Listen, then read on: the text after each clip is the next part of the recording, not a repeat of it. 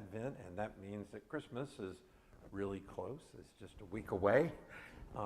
If you're in town, like I mentioned earlier, hopefully you will join us here Saturday evening at 5 o'clock when we have our Christmas Eve service.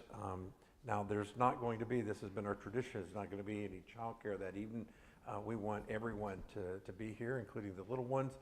And it's really, I think, just one of those special evenings and times in our church calendar. It's very, very nice, and we love doing it.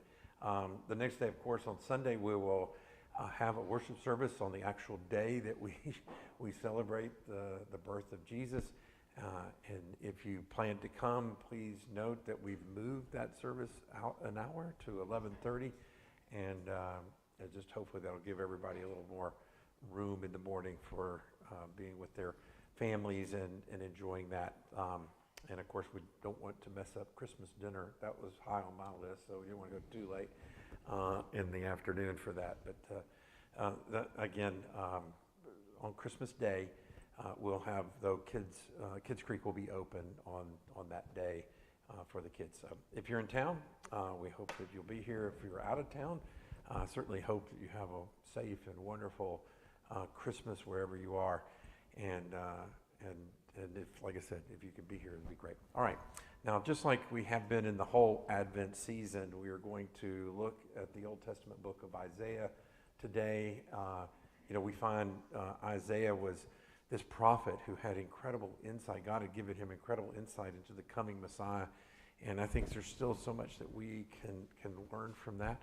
As I have mentioned again in the past, the word Advent simply means the coming. And so in this season, we're focusing on not just the coming of Christ, the first coming of Christ, which was what Isaiah was prophesied. I mean, it was before the first coming that Isaiah, 700 years before, that he was prophesying that. But he also was prophesying the second coming that has yet to happen. Now, as I have pointed out, again, the interesting thing is that before the first coming, it was difficult to clearly see how far apart the first coming and the second coming would be. In fact, there was a lot of people, if you remember, Jesus, said, hang on, I'll be back. And they're just all kind of thinking, well, they're going to be back. Why go back to my career? We just need to get ready. He's going to be back in a few days or whatever. That did not happen. As you know, it's been over 2,000 years now. And so we know it wasn't a short time. Nevertheless, we don't know when that will be, but we know that God, we know our God, and we know that he is faithful and he is trustworthy on his promises, and that's all we need to know. We need to know the one who is in control. And so that's what I think we need to be focused on during this time. I talked at the very first part of Advent how, it's so easy in our world to be wrapped up in the Christmas presents and not in the presence of God and in the presence of Jesus. And that's what we need to do. And I mean, we need to use this time to kind of help direct our focus or get our focus back. So thus far, we have looked at different themes around Advent. We've looked at the love of Christ, the hope of Christ, the joy of Christ, and today we're going to look at the peace of Christ. In fact, I believe that this is the one word that is most, I think, commonly associated with Christmas. If you think about of the themes, what word you tend to gravitate, and I think one of the reasons is because of what was written in the Christmas story in Luke 2. And here it is. We'll just quickly look at that. And suddenly there appeared with the angel a multitude of the heavenly host praising God and saying, "Glory to God in the highest, and on earth what? Peace among men with whom he is pleased." So many people, I think, whether you've been in church or not, are familiar with the idea of Christmas being about peace on earth. We see it on Christmas cards. We probably get Christmas cards that go, peace on earth. It's a very, very common phrase for us around, particularly the Christmas season.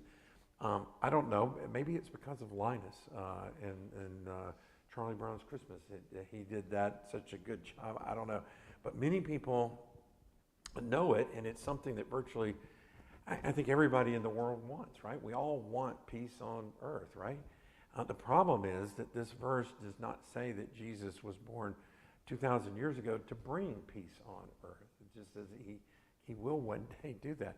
At least not peace on earth the way the world defines that. You see, the basic definition of peace in the world is the absence of conflict, right? Well, if you know anything about the history of the world over the last 2,000 years, especially, oh my goodness, in the last 100 years, the world has been in a tremendous state of conflict.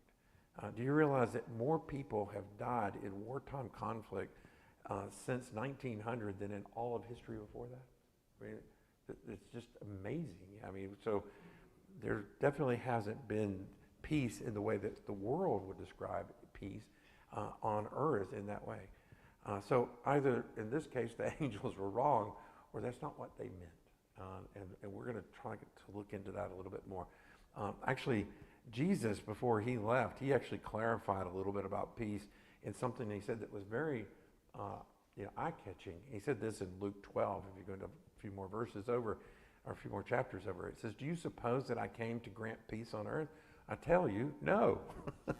So Jesus said that I didn't come in that way, but rather division. From now on, 5 members in one household will be divided, 3 against 2 and 2 against 3. Now, if you read the whole passage, I mean, it's not a passage you normally see in the Christmas season, right? It's like, where did that come from? But I think it probably should be, because it brings a sobering reality to the idea of peace on earth. The reality is that Jesus' first coming had nothing to do with conflict or peace between nations and political groups. Oh, there are a lot of people who want to drag Jesus in the middle of whatever conflict that they're in, right? I mean, for instance, going way back to the horrific Middle East Crusades, which I don't know if y'all know all that history and stuff, happened over 1,000 years ago. Supposedly they did that because of Jesus. I mean, come on. I guarantee you Jesus was not in the middle of that. Even in our very own country right now, people try to drag Jesus in the middle of the ridiculous fighting that goes on between political parties. And listen, none of those things have anything to do with what Jesus was talking about. In essence, the peace that Jesus was talking about was the same thing that Isaiah wrote about a long time ago. And so if you have a Bible or a church app, the church app, then go ahead and open that up or turn to Isaiah chapter 11. And as always, you can follow along with me on the text with the screen, on the screen. So it says this in verse 1 in chapter 11. "Then a shoot will spring from the stem of Jesse, and a branch from his roots will bear fruit. The Spirit of the Lord will rest on him, the Spirit of wisdom and understanding, the Spirit of counsel and strength, the Spirit of knowledge and the fear of the Lord." Now, before this passage gets to peace, it's going to talk a lot about peace, but before we do, it starts with just this prophetic word, again, 700 years before Jesus was born, and it says, "A shoot will spring forth from the stem of Jesse." Now, Jesse was David's father, if you know your biblical history there. And so, David was about 1,000 years before Christ, so maybe 300 years or so before this. It means that someone will come from his genealogy, and basically this is lining up with what was known as the Davidic covenant.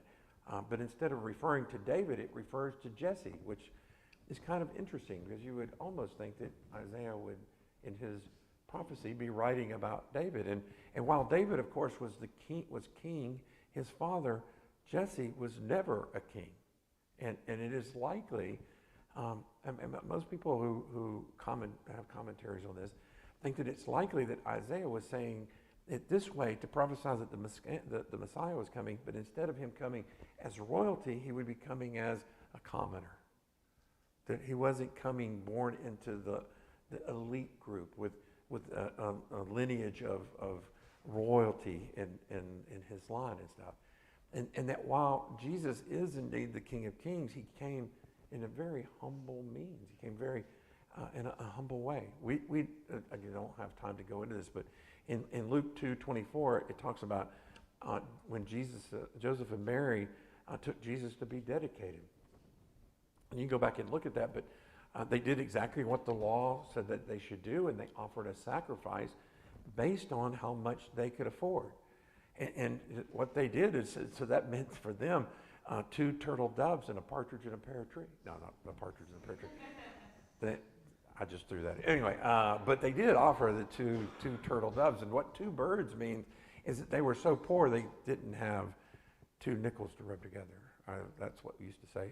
They were just poor as dirt. Okay, they were very poor. That was like the least you could offer in a sacrifice, so it meant you were poor.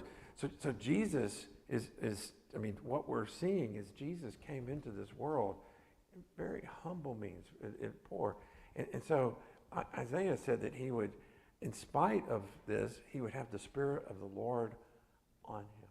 Listen, God is always doing the unexpected. If you haven't learned anything in Advent, hopefully you've learned that he does the unexpected.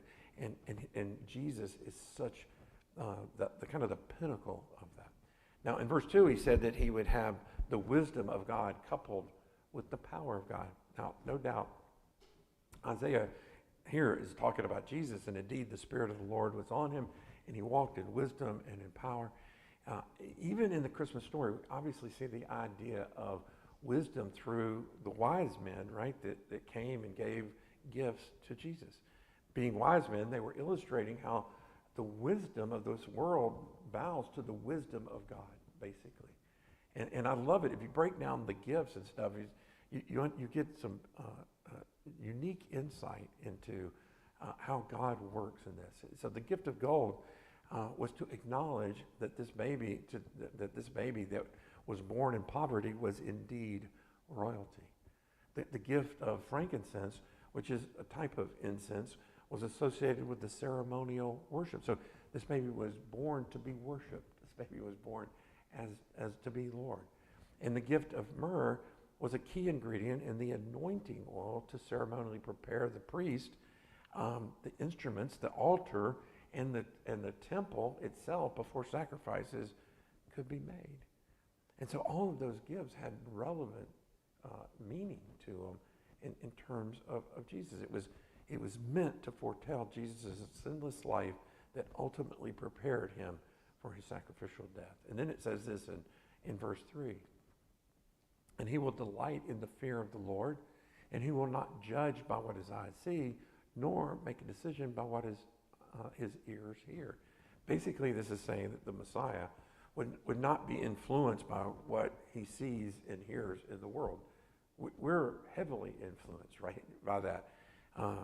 By the way, seeing and hearing are wonderful abilities that God created. However, think about the worst decisions that you have made in your life. I mean, this isn't confession time. I'm not asking you to go around and confess your greatest sins and stuff. But if you just think back and you look at it, most, if not all, of those poor decisions were made because something looked or sounded appealing, right? It was something that was attractive, and you thought this would be a good thing, and ended up not being so much the case.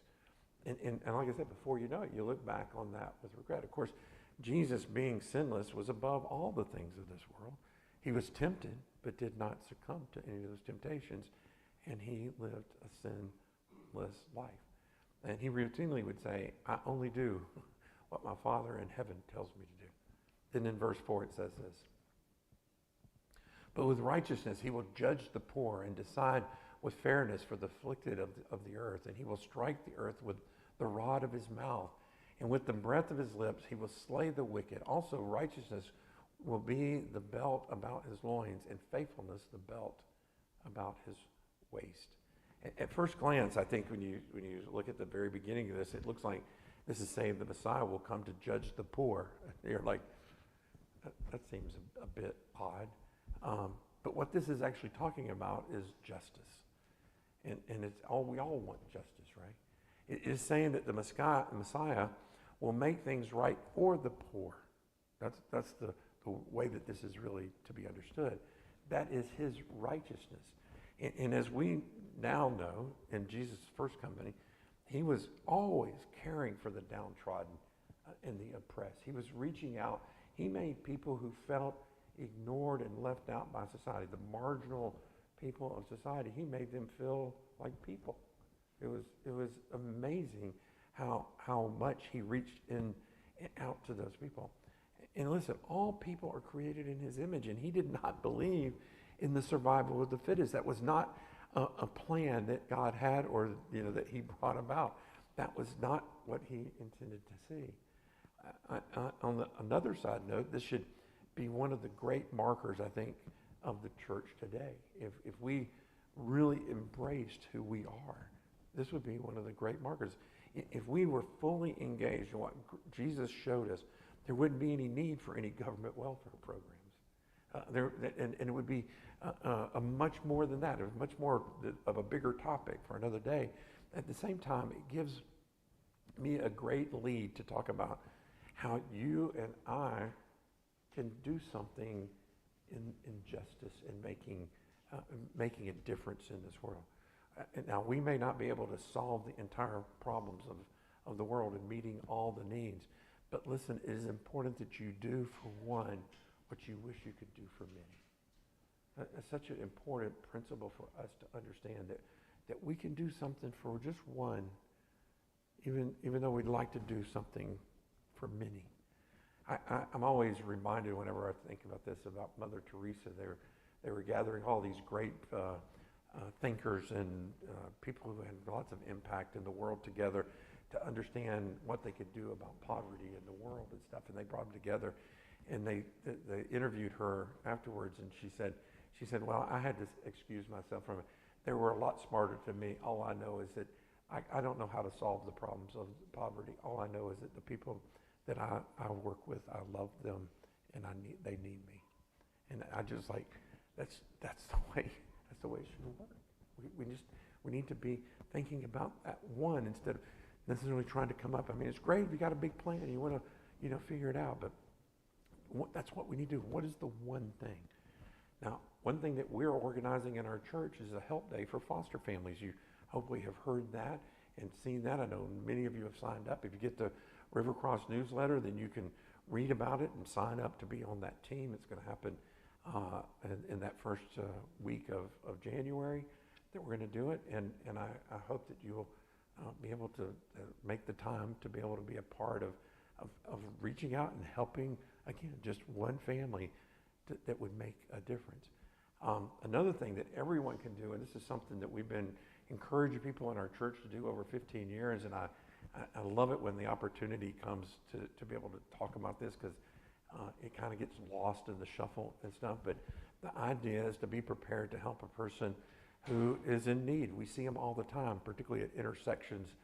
They need help, and instead of, I don't know about you, but my heart breaks when I see people that are, out on the corner of a street or the exit ramps and so forth, and I want to help. And many years ago, it was, let me just say this. I don't want to place any judgment. I just didn't feel good about giving money. I felt like it was important for us to do something more than just giving out cash, because you didn't know how it was going to be spent, what it was going to be spent on. But if they were hungry, and most of them are home signs saying hungry, why don't we be intentional and be prepared? So we came up with what we call Be Prepared bags, and I brought one that was in my back seat. And I want to just show you what's in this particular one. You can make up your own Be Prepared bags. You can do, whatever you want. The idea is to be prepared and stuff. But one of the things that's in here is, of course, a bottle of water. Everybody can use a nice bottle of water. A lot of it is non-perishable items, like peanut butter crackers is always good. And then you've got some meat. Now, the important thing about the meat is make sure it's in a can that's easy to open. Most homeless people on the streets don't carry can openers. It may surprise you, but they don't. And so you want something like this that's fairly easy to open. And also, I think it's always good to give them a nice little fruit bowl that's got, I think this has got peaches and something in it. Anyway, peaches is what got my attention. So, by the way, I'm not talking about going through your cupboards and just pulling out stuff that's old that you don't want anymore. I'm talking about go and intentionally get stuff that you would want to have. Now, there is a downside to this, and I'll be honest with you. I'll be driving along. I'll be a little hungry, and so like I'll put in like a Little Debbie oatmeal cream pie. It's amazing this is still in the bag, just to be honest with you, because this is usually the first to go for me. But I've been a good boy on that. Also, you got to remember napkins, silverware, and so we have a whole bunch of these. If you want this to put in your Beaver Bear bag, you let me know. I'll get you plenty of these to go in. We buy them by the gazillion at Sam's, and you know how it is at Sam's. But anyway, you want that in there because you want them to have something to eat with. And then the last thing, oh no, not the last thing. I don't know if you like Slim Jim, but I mean, this is a nice little treat to have. But then also, I'll put a little note in there, and I'll usually it's a handwritten note. Sometimes I'll put a track if you have a track. But this one just says, praying for you to experience the love of Jesus. And I just want them to know that Jesus loves them and to have something. So anyway, like I said, this is not the only way. In fact, as the weather gets cold around here, people I've talked to will put a little pair of socks in there or something that could be useful for people as well. So we had, now there's times when, life is busy and you don't have time to go and get stuff and make bags. By the way, just a little brown paper bag is all I usually use. But sometimes you don't have the time to go and get that. So I have been known to, and this was a suggestion of somebody that I talked to who was in our church, doesn't go to our church now, but just get a box of Pop-Tarts, individually packaged Pop-Tarts, and just have that in the back, and people love those things. So anyway, I'm just telling you, if you want to, be like Jesus, just do something. There's ways that you can do that, and you can be creative in what that might look like. But I hope you get the picture that this is one of the things that we need to see, that the love of God gives us. This is what changed in me. I did not have a compassion that I have now for people who, I had all the excuses. Oh, they probably are driving a BMW and it's parked around the corner. They're just out here because they figured this is a way they can collect some money. And there may be somebody like that. I don't know. I'm not here to judge them. I just know a lot of people are hungry and a lot of people need help. And I'm not going to try to judge whether or not this person is needing it more than this person or more than or less than this person. That's not for me. All I know is that when I drive up, I have now compassion. I don't just look past them. I don't just ignore people. I'm like, this guy, this lady was made in the image of God. And they deserve respect and they deserve the same love and attention. Jesus loves them and I need to love them. And so that's really what that's about, is that it comes out of that. And so whatever, again, works for you. But I think as you see your faith grow, you should see that your selfishness, that's a big part of spiritual growth, is you become less selfish and more compassionate to people around. But as important as that is, it's only an outward sign. Don't go and say, well, I handed this out and, look at me, I'm all good and how great I am. There's none of that. It's because there's a compassion in you for helping somebody who has a need. And that's what Jesus came to do. Check this out in verse 6. And the wolf will dwell with the lamb, and the leopard will lie down with the young goat. And the calf and the young lion and the fatling together, and a little boy will lead them. Also the cow and the bear will graze. The young will lie down together, and the lion will eat straw like the ox. The nursing child will play by the hole of the cobra, and the weaned child will put his hand on the viper's den. And this is one of those places where you have to kind of slow down. You read that and you go, that's, especially that last one where the child will put his hand down a viper's den. That just makes you you pause for a moment. But you see, Isaiah sees something that is way different than the way the world sees it. A wolf living in harmony with a lamb, a leopard cuddling up to a young goat. And again, like I said, the big attention is a little baby playing with the cobra and the toddler in the viper's den. But all that makes you squirm. But listen, that this is all related to the peace that Jesus will eventually bring into this world. Just not on the first coming. This is part of where that second coming comes in. That, just think Garden of Eden is going to be restored. No more death, no more tears. None of the things that we experience now will be there. And that's what he's illustrating for us. For those who, like us, that have a love for Jesus and believe that Jesus is the Messiah who came the first time, and for those who celebrate the birth of Christ as the true meaning of Christmas, we should also believe that Jesus will do what he said he would do, and that is he's going to come again. And when he does, in Revelation it says that he will come soaring in on a white horse. His eyes, it says, will be a flame of fire, and from his mouth will come a sharp sword.